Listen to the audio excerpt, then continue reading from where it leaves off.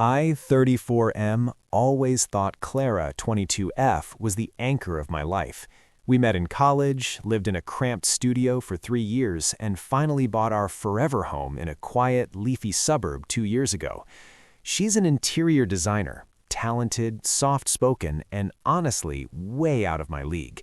People used to joke that I won the wife lottery. I believed them. The trouble didn't start with a scream. It started with silence. About 6 months ago, Clara became distant. Not we're fighting distant, but I'm not really here distant. The physical intimacy didn't stop, but it felt like she was reading from a script. She started going to the gym at 9 p.m., claiming she needed the endorphins to deal with difficult clients. I'm a high school teacher. I'm tired by 8 p.m., so I just kissed her forehead and told her to be safe. The first real red flag was the scent. Clara has always used this specific, expensive lavender perfume.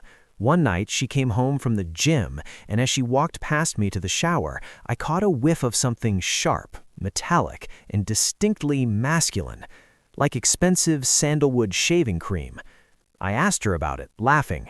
"Did you accidentally use the men's locker room soap?" She didn't laugh. She froze for a split second, just long enough for my heart to skip a beat, then snapped at me for being weirdly observant. Then came the work trips, 3-day weekends in cities she didn't have projects in. I tried to trust her. I really did.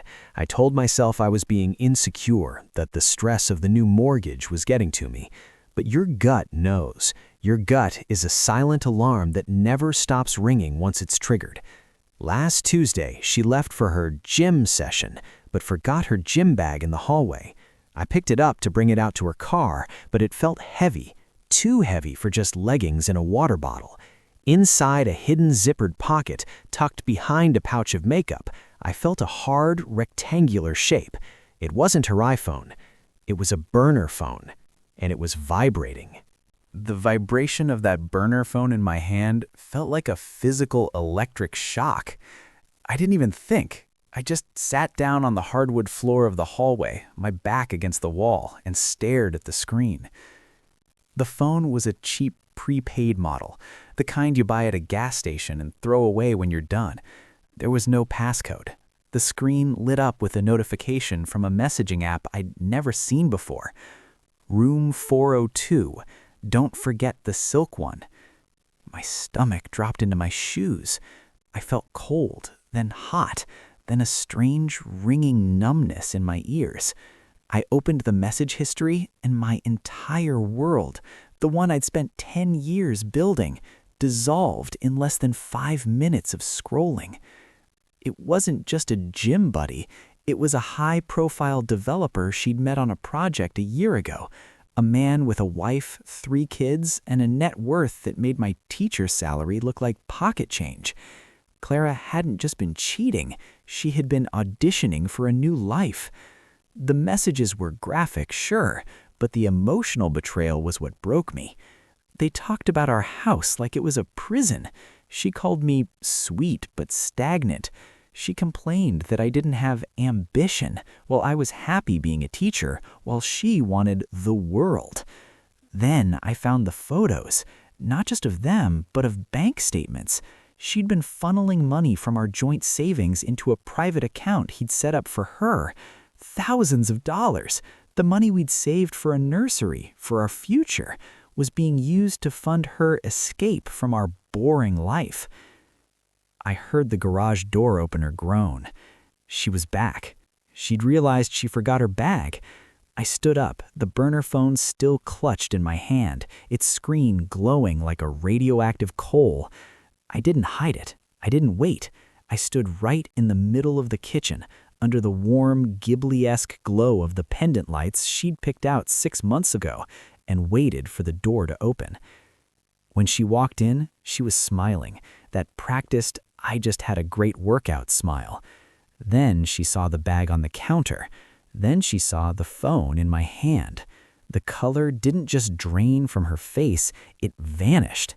She looked like a ghost standing in her own kitchen. "Mark," she whispered, her voice cracking, "I can explain everything."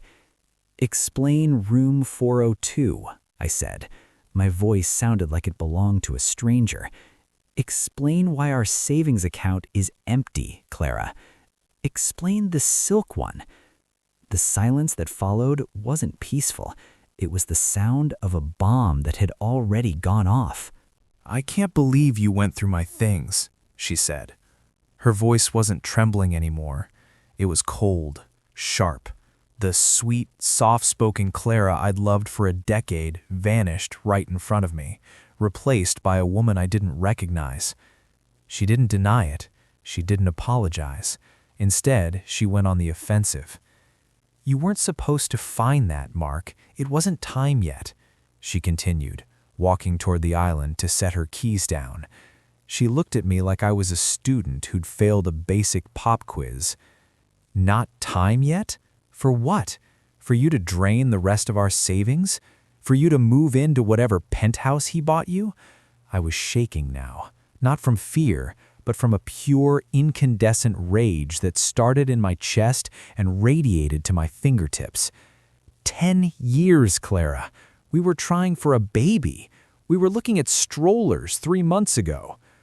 She let out a short, dry laugh that made my blood run cold. "No, you were looking at strollers. I was looking at a life where I didn't have to check the price of groceries every week. I was looking at a life with a man who actually does something with his power, instead of just grading papers and complaining about the school board." The cruelty of it was a physical blow. I felt the air leave my lungs. She told me he was everything I wasn't. She said she'd been bored out of her mind since our honeymoon. Every "I love you" for the last 2 years had been a lie. Every night she'd come home and kissed me, she was still tasting him. Then came the final twist. "The money?" she said, checking her reflection in the microwave door. "That's my consulting fee for the work I did on his firm's new headquarters. It's legally mine. And as for the house, I already spoke to a lawyer. Since I put down 60% of the down payment for my inheritance, you're the one who's going to be looking for an apartment, Mark." She walked past me to the fridge, grabbed a bottle of water, and took a calm, deliberate sip. She acted like I was a guest who had overstayed his welcome. "I'm going to go shower," she said, her voice completely flat. "We can talk about the logistics of the divorce in the morning. Don't sleep in the bedroom. Your things are already being packed into the guest room anyway." I stood there in the quiet kitchen, the home we'd built together suddenly feeling like a crime scene. I wasn't just losing my wife. I was losing my identity, my future, and my security, all before the sun had even gone down. The shock didn't stay numb for long. It transformed into a physical weight, like my rib cage was collapsing in on my lungs. I didn't just feel sad, I felt erased. I spent the next 3 hours in a state of frantic, vibrating grief. I walked through the house, touching things. The hand-painted ceramic bowl we bought on our honeymoon in Amalfi, the crooked bookshelf I'd built for her office that she'd teased me about for weeks. Every object was a lie now. Every memory had been retroactively poisoned. I started thinking about the gym nights. I remembered how I'd stay up late to make her tea because I thought she was working so hard. I remembered the nights I'd rub her shoulders while she told me about her stressful meetings with the developer. I felt like the world's biggest fool, a supporting character in a movie she'd already finished filming. Around midnight, the anger spiked. I wanted to scream, to break the television, to throw her designer bags out onto the lawn. But as I stood in the guest room looking at the half-packed boxes she'd already started, she had been planning this for months. The anger just turned into a hollow, echoing exhaustion. I realized then that the woman I loved hadn't just cheated, she had never existed.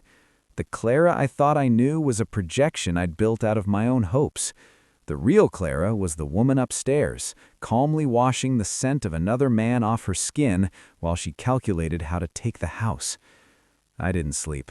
I watched the sun creep up through the blinds, the soft golden light hitting the dust motes in the air. In any other Ghibli movie, this would be a beautiful morning. For me, it was the first day of a life I didn't recognize. I wasn't a husband anymore. I was a logistics problem. I looked at my wedding ring. It felt like a lead weight on my finger. I took it off and set it on the kitchen island next to her half-empty water bottle. The us I knew was dead. Now I just had to figure out how to survive the funeral. I realized something as I pulled out of the driveway. You can't negotiate with a person who has already moved on. Clara had been living in a future without me for over a year. I was the only one still living in the past. So I stopped fighting for a we that didn't exist. I called a lawyer, not a cheap one, and spent the next 3 months in a brutal, cold-blooded legal battle. She tried to take the house, but my lawyer found the paper trail of her consulting fees being funneled before the divorce was even filed. It was enough to prove bad faith. We sold the house, we split the equity, I took my half, the dog, and my dignity, and I moved into a small apartment in the city, closer to the school where I teach. The Ghibli dream of the perfect cottage and the perfect wife was a beautiful illustration, but it wasn't my reality. My reality was messy, painful, and raw. But for the first time in 2 years, the air in my home didn't feel heavy with secrets.